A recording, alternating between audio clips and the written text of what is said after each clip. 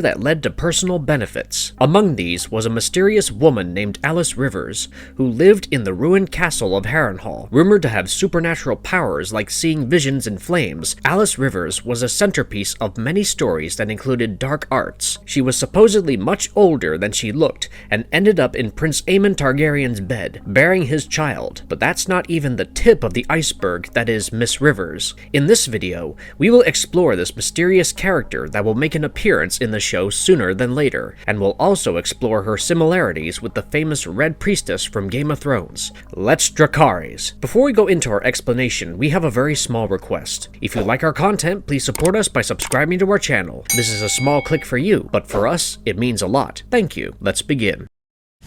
A woman shrouded in mystery. After Aegon wore the crown in King's Landing and Rhaenyra on Dragonstone, the Dance of Dragons saw its official inception. The Blacks had resorted to doing everything in their capacity to choke King's Landing, both geographically and politically, while Corlys Velaryon sailed to the Gullet to halt the trade to and from Aegon's capital city. Dracarys flew north to convince the Northerners to fight for Rhaenyra's cause, and his younger brother Lucerys went to Storm's End to convince the Baratheons, and lastly, Daemon flew to the Trident, one of the biggest rivers in all of Westeros, close to which rested Black Harren's cursed seat, Harrenhal. After being passed on through various noble families, Harrenhal now rested in the hands of House Strong. Harren the Black's great castle was made to withstand any military power, no matter how strong, but Harrenhal was not built to face dragons. Aegon the Conqueror's dragon, Balerion, burned down the towering curtain walls, and even 100 years later, Harrenhal was a formidable stronghold, governed by Larys Strong, who was serving the Greens, but Larys was away at King's Landing, and Harrenhal was now under the protection of Sir Simon Strong, Larys' grand uncle. As soon as Simon Strong realized that Daemon was riding Caraxes to Harrenhal,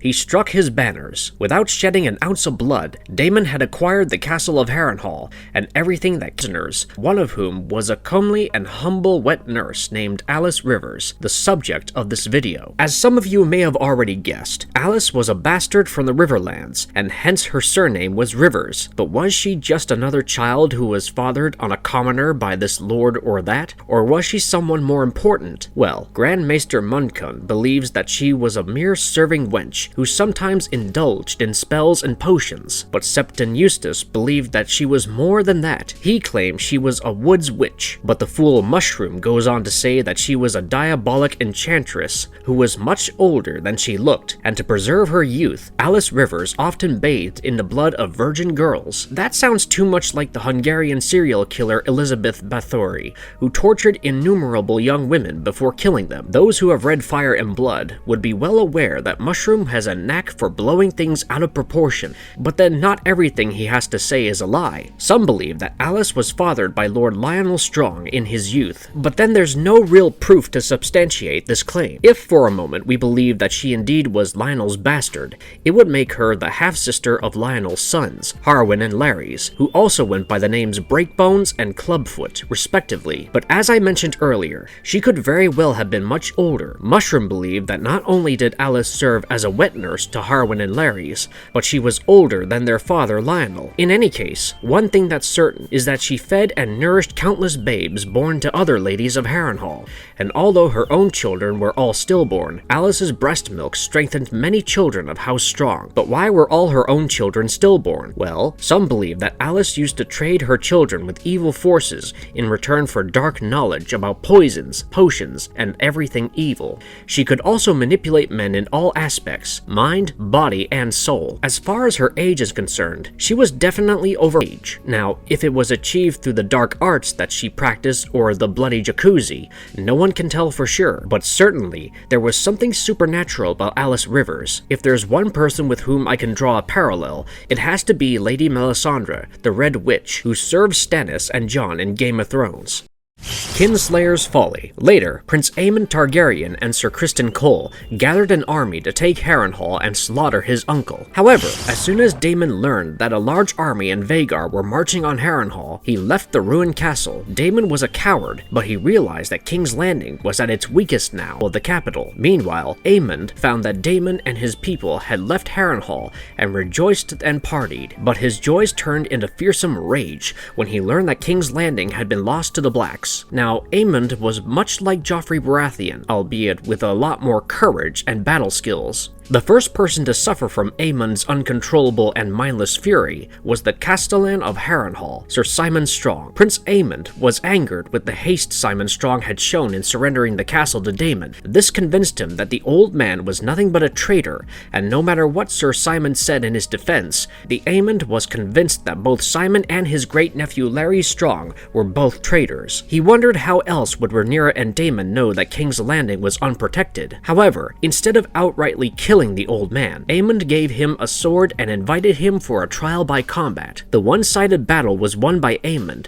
who cut Simon Strong into several pieces before feeding those pieces to Vhagar. One by one, everyone who had an ounce of strong blood in them was put to death. In the end, the heap of heads belonging to House Strong's members formed a 3-feet-high mound, and with that, House Strong ceased to exist. An ancient house that claimed to share the blood of the first men was destroyed by one angry prince and his dragon. But there was one person whom Aemond had spared. Yes, Alys Rivers was considered an honest prize for taking Harrenhal. The wet nurse was twice his age, but he wanted to bed just her. Aemond also ignored many other prettier women who were his own age. In the end, Aemond became bewitched by Alys Rivers' charms and beauty. He could not bear the thought of benefiting her, no matter the consequence. Both Septon Eustace and Mushroom firmly believed that Alys had used one of her love potions to control the young prince. God's eye, Aegon would mount on Vhagar and unleash the old she-dragon's fury on Riverlands. Although he kept Alys in the safety of Harrenhal's strong walls, Lady Sabitha Frey of House Frey took Harrenhal and, along with it, Alys Rivers, who claimed to carry the one-eyed prince's child. Nevertheless, Aemond soon returned and saved his love of life from Sabitha Frey.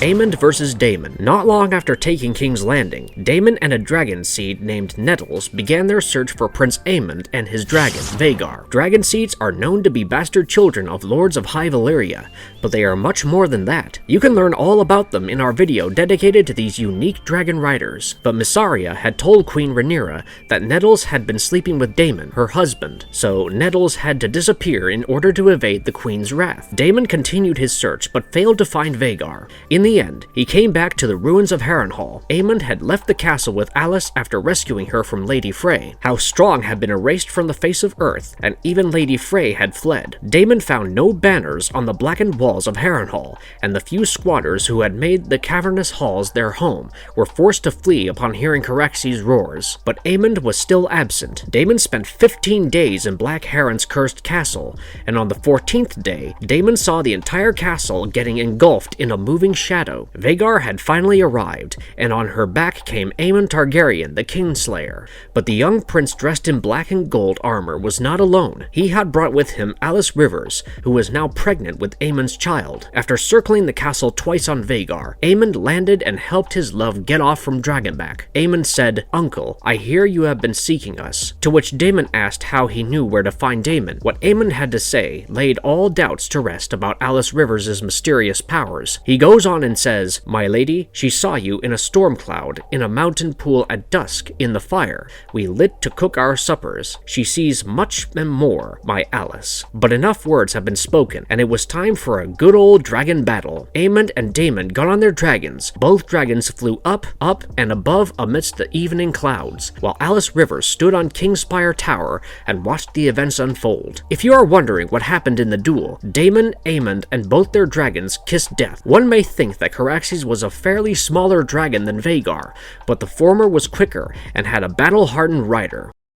Witch Queen. The next time that Alys Rivers makes an appearance in Martin's book was in the year 133 AC. The Dance of Dragons was over, the dragons were dead, and great ancient houses had been erased, and it had been a year since Aegon III, the son of Rhaenyra and Daemon, had become king. However, he was a minor boy, and the realm was under the command of regents who were to rule in Aegon III's stead until the boy turned 16. Time had passed since Daemon and his nephew perished near Harrenhal, and the ruined castle was forgotten by the lords, who were busy with the aftermath of the Dance of Dragons. Amidst these exciting hours, news came that Black Heron's castle had turned into a haven for robbers, outlaws, and broken men. These men would often prey on travelers who were unfortunate enough to come too close to the castle. The number of these men was constantly on the rise, and it was rumored that they were being ruled by a sorceress, a witch queen with tremendous powers. The lives of farmers, fisherfolks, and other traders had become miserable, and something had to be done so that the king's peace would prevail. Sir Tywin Lannister, the hand of the king to Aegon III, decided that time had come to reclaim Harrenhal in the name of the king. He summoned Sir Regis Groves, a member of the King's Guard, who assembled a party of 50 other seasoned warriors. He was joined by another 50 men led by Sir Daemon Darry of Castle Darry, but Sir Regis had been rash in his assumption that 100 men would be enough to take back Harrenhal.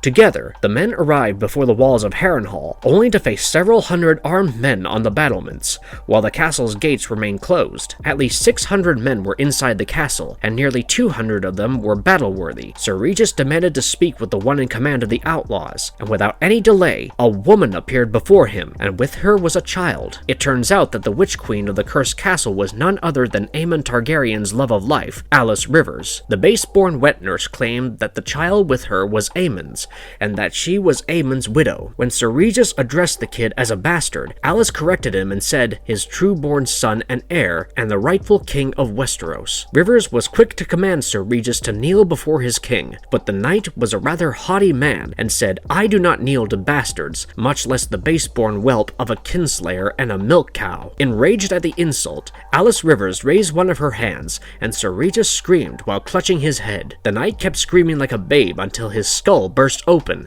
spraying his brains and blood on the soldiers standing near him. Have you watched this 1981 movie called Scanners by David Cronenberg? Well, Regis suffered the same fate as many in that movie. The decorated knight was dead in an instant, and half a second later, a swarm of violent and bloodthirsty riders charged toward the king's men. Unfortunately enough, the might of these riders was too much for all the king's men and all the king's horses, who couldn't stop the Witch Queen's minions. Sir Daemon Darry and 32 others managed to escape the slaughter, while the others perished at the gates of Harrenhal, or were hunted and killed by the Witch Queen's men. But what about Alys Rivers' hand gesture? Was that the result of some kind of dark power that she possessed? Or was it just a crossbowman on the battlements who was precise enough to go for Sir Regis' eye socket? It was also possible that someone with the knowledge of pyrotechnic had slung some balls with sufficient force to cause a small explosion and open up Sir Regis' skull, and the men who did not understand such things came to believe that the explosive effect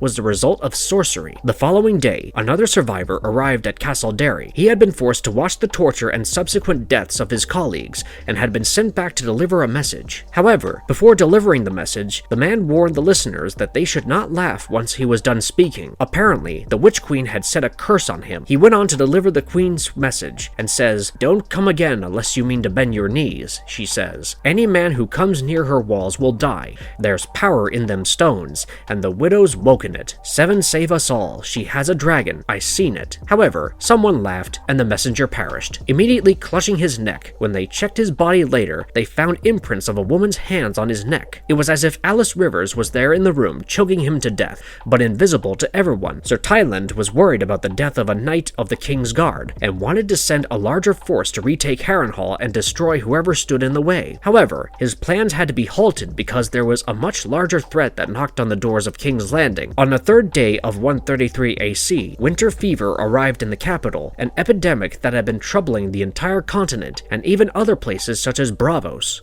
Sing not to ladies.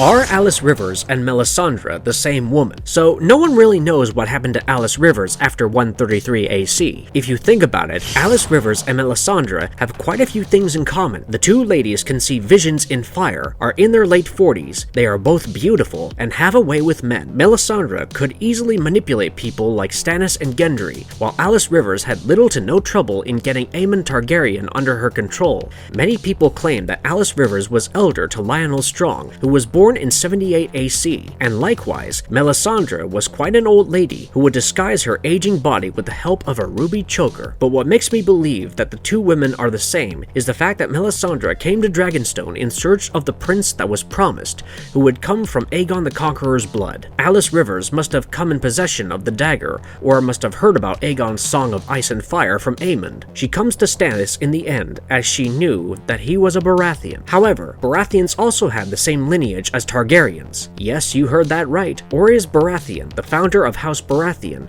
was the half-brother of Aegon the Conqueror. While Aegon was born to Lord Aerion and his wife Valayne of Valerion, Orys Baratheon was father to some small folk woman, so Alys may have returned to Westeros as Lady Melisandre, the Red Priestess from Ashai. She had become more skilled at her craft by now, and was ready to change the course of history. Well, Martin's world is huge, and his lore is deep, and this is what I could infer from the two stories of Alys Rivers and Lady Melisandre. Do let me know what you think about it. And if you liked our content, don't forget to leave a like and subscribe to us if you haven't already. Have a good one and be safe. Thanks everyone.